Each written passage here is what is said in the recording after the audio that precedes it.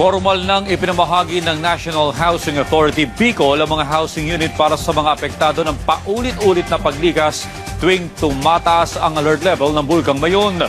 Yan ang ulat ni Gary Carillo ng Radyo Pilipinas. Unti-unti nang napapanatag ang mga pamilyang nakatira sa paanan ng Bulkang Mayon sa bayan ng Malilipot, Albay.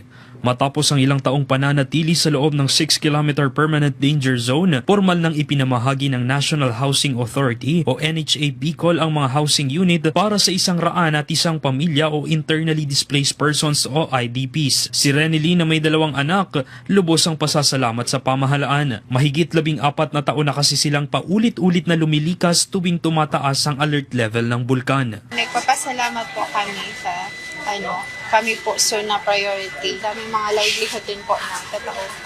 Siguro po sa anong panahon makakapag-adjust din kami. Sana po kami hanap buhay.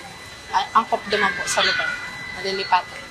Ang housing project ay bahagi ng Housing Assistance Program for Calamities Victims at ipinatupad sa 2 yugto. Ang Phase 1 ay may 233 housing units, habang ang Phase 2 naman ay binubuo ng 413 units na nakalaan para sa mga pamilyang ililipat mula sa mga danger zone. Meron po siyang kalsada, concreted po ang kalsada, may underground drainage system, meron po siyang water distribution system, meron po siyang electrical distribution system. Tapos individual po ang title niya na once po, ito po kasi pala by the way is yung housing units po is libre. Yung pinagpagawa namin ng land development, yung mga pagkonkreto ng kalsada, paglagay ng drainage, tapos yung pinambili po ng lote is babayaran ng beneficiary.